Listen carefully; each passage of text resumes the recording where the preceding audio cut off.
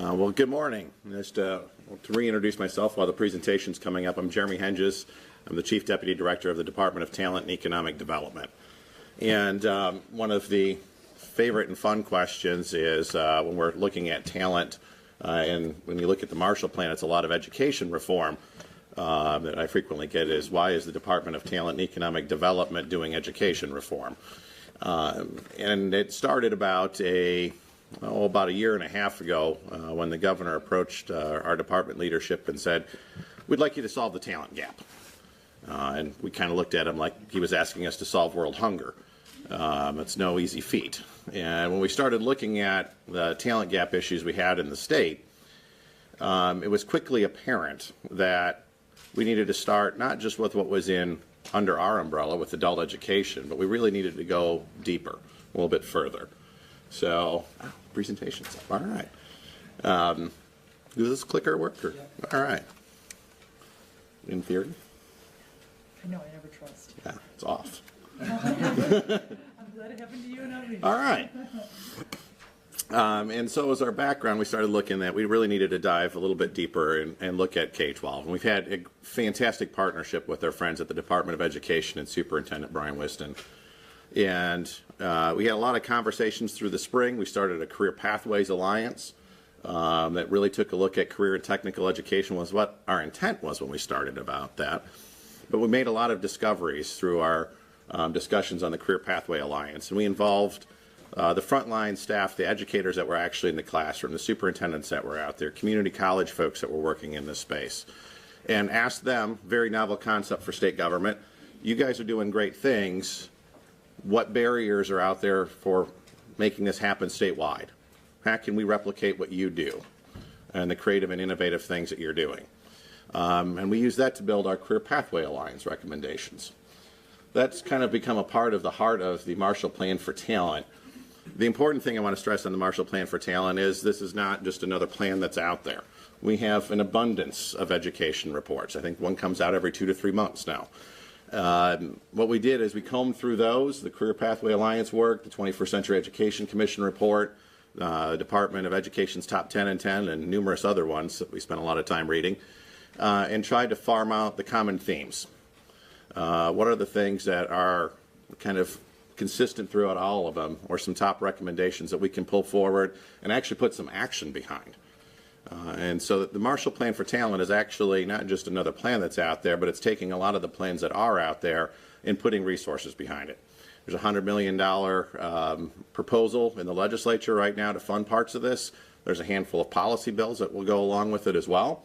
But we're really focused on actually taking action out of this one. So what is the Marshall Plan? On our documents, you'll see Marshall Plan for Talent is a revolutionary approach to better prepare Michigan students and adults for the jobs of today and tomorrow.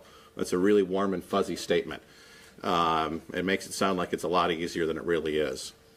The Marshall Plan is really built on 4 pillars. When we took a look at what was out there and the work that we did in the field, we found some really common themes. Increasing career exploration is kind of one of the first and foremost pillars of the Marshall Plan. When we were working with students and we were working with a lot of the teachers in our school system, there's not a lot of opportunity for a lot of our students to actually explore careers and know what these jobs are. If you ask a lot of high school students, and I've been in a room of high school students, I ask them, well, what do you want to do when you leave high school? And most of them just answer, go to college. Well, that's great, but what do you actually want to do? Not, where you want to go. I mean, I'm glad that you want to be a Spartan. I'm glad you want to be a Wolverine or whatever you want to be. I'm a Laker. But what do you actually want to do? And I'm like, well, I'm kind of good at this. I'm thinking about being maybe an engineer. Do you know what an engineer does? Well, not really. A lot of the careers that we're facing talent gap shortages in, students aren't even aware of what they do these days. And we want to make sure that we get much more career exposure in there. And I always use myself as a prime example. When I graduated high school, I was a great math and science student. So they suggested you should be an engineer. Sounds great. They make a lot of money, I've been told. I don't know what they do. Off to Michigan Tech I went, studied chemical engineering for about 2.5 years, and it was the second year I figured out what a chemical engineer does. God bless those that do it, but I thought it sucked. I had no interest in it. And I just spent 2 years of tuition, ended up 3 before I figured out what I want to do. racking up debt, trying to figure out what I want to do. And so I'm one of those proud bachelor degree students that spent 7 years in college. Because I graduated in public relations and advertising. There's not a whole lot of overlap between those two. I was just talking to folks at Oakland University, a bunch of their students a week or two ago. And I asked the same question, because unfortunately I graduated high school 20 some odd years ago. I asked the question, how many of you know what your major is? And shockingly, the entire room raised their hand. But the second question was, how many of you switched majors? That was over half the room. So we need to do a better job of preparing our students while they're in that K-12 system to have that exposure to what the careers that are out there. It'll help the students succeed better. It'll probably help fill our talent gap. That's our hope. And it'll certainly lead to better performance in our higher ed system. If we've got students who know why they're at college and have a goal, they tend to perform much better. Evolving to a competency-based learning system is another component of the Marshall Plan. There's only a small investment in this because this is kind of a new arena. This is changing the way that we think about our education system. And as opposed to looking at your just general grades of you got an A in geometry or you got a B- in science, it's about taking a different look at it and working based on competencies, letting students evolve and learn at their own pace. So when a student masters something, they can move on to the next subject. So math is a great example of this. Learning trigonometry in our current system, at the end of the year, as long as you got like a C or better, we kick you into the next grade and you don't take algebra. And God bless you figuring out algebra, and if you can barely understand trigonometry. Competency-based system takes a look at that and says, we're going to move students forward based on when they've mastered a skill. So once you've mastered trigonometry, we're going to provide you the opportunity to learn algebra. And you can work at your own pace, a little bit more hands-on. We've got a number of schools throughout the state that are piloting this type of model. It also doesn't rely on the traditional grading scale, so it's a pretty revolutionary approach. We want to continue to support those schools in doing that exploration. Very helpful for both the low-end students, those that have been struggling, and the high-end students who quite frankly get bored with the class if they're ahead of the curriculum. I'm going to jump to the fourth bullet, creating multiple pathways. This is also a very important pillar about showing students that there's multiple ways to get to where they want to go. So students have figured out, I do want to become a mechanical engineer. I'm really excited about what they do. I'm very interested in it. Show them all the different pathways to get there. There's ways that we can incorporate skill sets, particularly through CTE type of programs, where they can learn Algebra 2 while doing advanced manufacturing, get some certifications, and actually go out and work on a shop floor running a CNC machine for a few years while they're going to college. And it's a lot better money operating a CNC machine while you're studying to become a mechanical engineer than what I did working in a restaurant and trying to pay my way through and rack up some debt. So there's many ways to get there. We want to make sure the students are aware of these different ways to get there. The other advantage to a model like that is when I've talked to a lot of employers, if they've got somebody that actually knows how to operate a CNC machine and a mechanical engineering degree, they like that candidate way more than the individual that just walked out with nothing but a mechanical engineering degree. Because I've talked to a lot of business folks, they're like, yeah, I'm not the guy that's actually built something before. He's a better designer. He knows how the machines work. And so there's a lot of advantages to that. We want to make sure students are aware of those opportunities and pathways. So why now? We'll go through a couple of the detailed slides on it, but the key stuff is there's really no shock to hear it if you're talking to companies anywhere in the state of Michigan that there's a talent shortage. It's not necessarily a human body shortage. We've got people. We just don't have people with the right skills to fill those jobs. We've identified more than 800,000 jobs in a number of fields that are facing a talent shortage that are out there. We know about this lack of awareness. We know about these challenges with multiple pathways. And so we need to get on it. Because for us to continue economic success in the state of Michigan, if we don't have the talent, we're not going to have the businesses. We're not going to be able to recruit new businesses and continue to have economic prosperity in this state and have our communities grow and thrive. We're not going to be able to keep businesses here. And we see that all the time when we're working with our partners at the MEDC. I'm working with companies that are here and trying to retain them, as well as trying to attract companies to come to Michigan. This bubble chart, I don't expect you to read all the details, but gives you kind of an example. It's the vertical axis there is the wages. The horizontal axis is the job growth in some of these, and the bubble size kind of shows you how many jobs we anticipate in these shortage areas. So IT, It's that light blue. Manufacturing is kind of the darker red that you see. Some of our business professions, accountants, for example, would be those purplish bubbles. Healthcare is red. For a little bit more detailed dive, when we did the data and ran the numbers, it's 811,055 jobs we came up with in fields that are woefully short meeting that talent gap. That ends up equating to about, in 2024, if we filled all of those jobs, $49 billion worth of wages to Michiganders. That if we don't actually get these folks educated for, we're going to be missing out on. This slide kind of gives you the background and the importance of what we're trying to do. And if you figure it out immediately by looking at it, you are way smarter than I am. I struggled with this for like 2 months trying to figure out, but the governor met me through this thing. But to put it real simply, kind of the current system of what we've got is you go through your K-12 experience, you go on to a post-secondary experience. And if you were like me, you're like, great, I graduated college 7 years later. I don't have to go take another course again. I'm done learning. I go out and get a job, work in a couple different careers, then go have a happy retirement. But the emerging reality, and it's actually the reality we're in right now, that model doesn't work. When you're looking at students that are going through the system right now, the experts that are out there, when I graduated, they say 5 to 7 different job changes.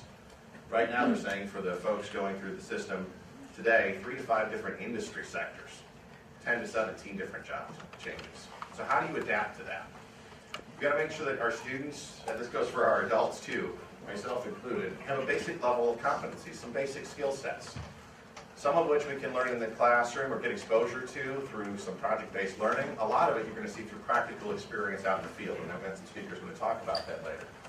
But having those basic skill sets of teamwork, critical thinking, problem solving, communication skills, and then making sure that they have the ability to learn and know that there's going to be a lifelong learning process here. This was probably the saddest moment when I was talking to the Oakland University students when I told them that when they're done with college, they're not done with courses or learning. We're going to have to continually re-educate folks. And a great example of this that I frequently bring up is our Skill Trades Training Fund. We're going to talk about this too. When we put that up on the state side, we thought we had high unemployment but a lot of job openings still. We thought, what a great idea. We could put a little bit of money out there. The businesses would partner, an education team would partner. We get these unemployed people trained for the skills and the jobs that are there. It seemed like a great concept. The fund is wildly popular. It's used up like immediately. The demand far exceeds the available resources, and almost none of the dollars go to doing that. The vast majority of that fund is used to retrain current workers and retain their workforce and upskill them.